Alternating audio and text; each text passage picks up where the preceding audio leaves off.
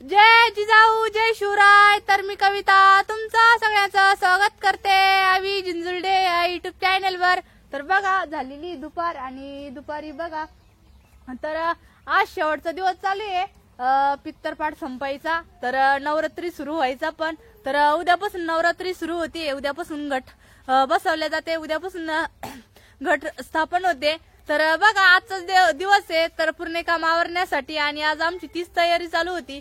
तर शेवटचा दिवस राहिलेला आहे म्हणलं चला पटापटा सगळं काम आवरून घेऊ. आता झालेली दुपार. तर बघा सगळे कपडे जेवढे राहिले तेवढे आज धुवून वाळू घातलेले.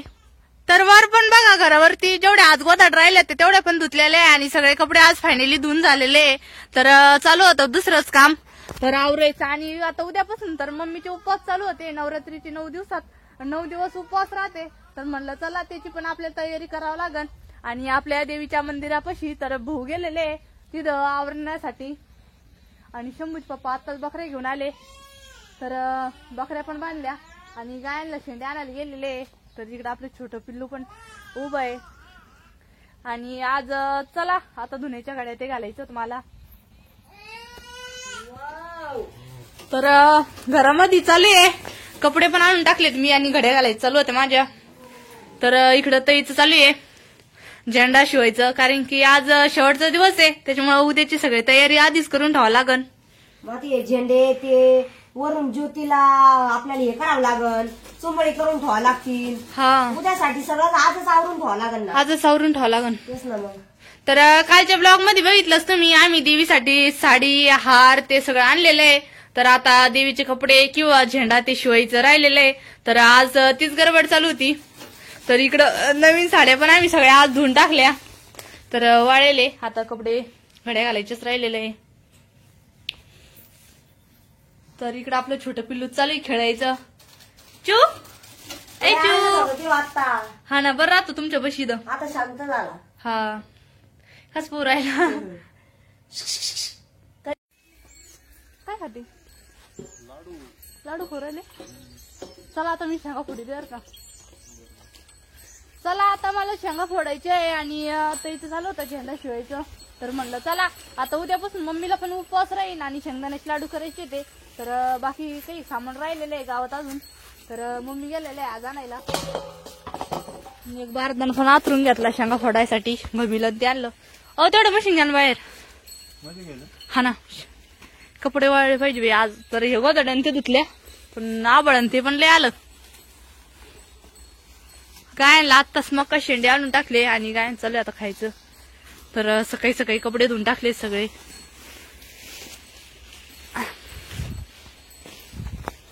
आणि काल आम्ही साडींचे आणलं होतं आणि आज मम्मी गेलेलं आहे बाकीचं सामान आणायला. तर देवीची पोत गाठायची ती नथ ते आणायची देवीला. तर मम्मीचं ते मम्मी गेलेलं आहे. मम्मी आणि इथंच फोडीचे ना लय खराब झालं मग जाळे झाले ना सांगा शेंगा आहे इथं. शेंगा आहे.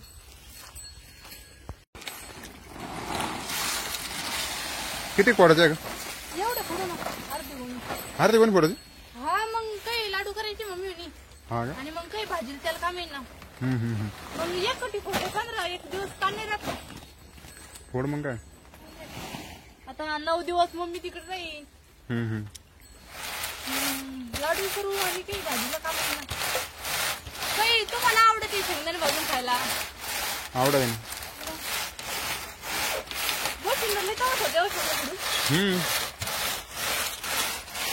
मदत करू लागते काय मग.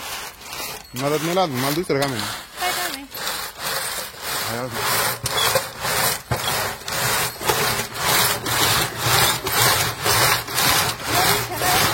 नवीन झाडायला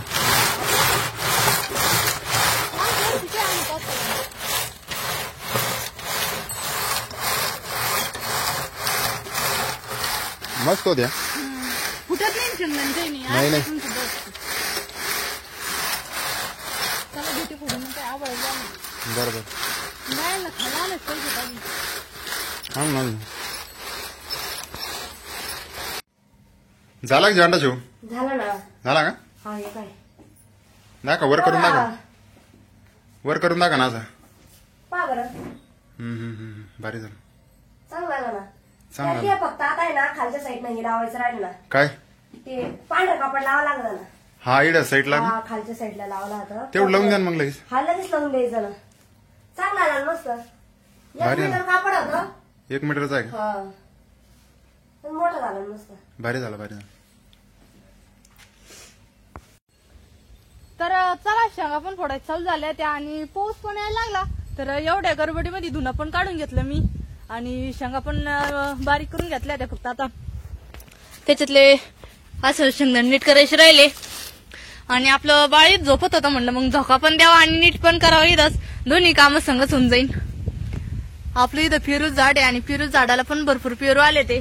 तर इकडं शंभूच्या पप्पाचं चालू पेरू खायचं आणि ताईचं चालू व्हिटर आणि ते भरायचं. आबळ लय आलं होतं. हे पहा ना किती आबळ आलं. पाऊस चालू असं बरं की हो. हा ना आम्हाला ऐक नाही पेरू आणि मग आता तोडीत असलेत खाऊ का ताई. नाही मला काही भूक बी नाही म्हणा. हाय ना ते काय वर वर जाण मग.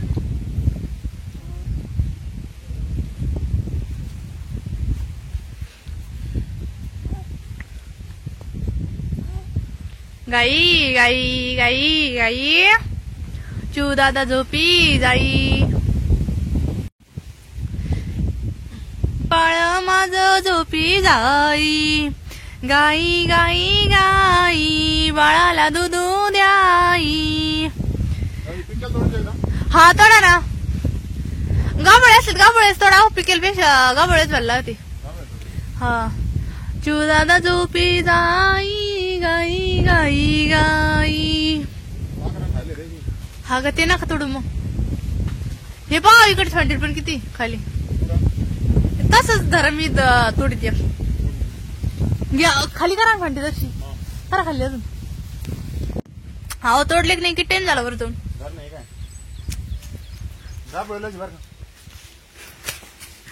खाली पडून गेला हातातून. हे बघा किती मस्त असा गाभळा पेरू आपल्याला तोडून दिलेला आहे शंभूच्या पप्पानी आणि अजून पण तोडून राहिले. या सगळेजण दुपारच्या भरी मस्त पेरू खायला. तर आम्ही सगळेजण पेरू खाऊ राहिलो. तईला काही पेरू नाही खायचा आज कारण की तई नाही म्हणते खोकला ते येतोय त्याच्यामुळे सर्दी पण झालेली तईला.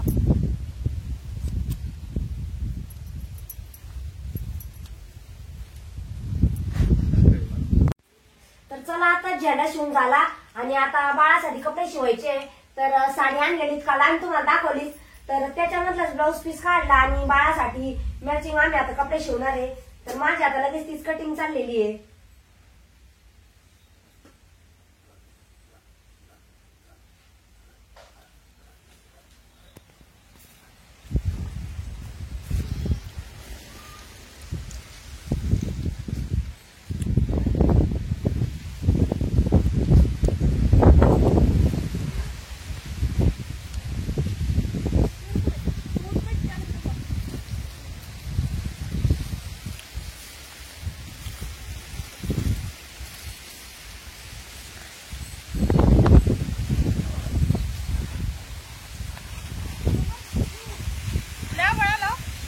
आबळ लय आला ना.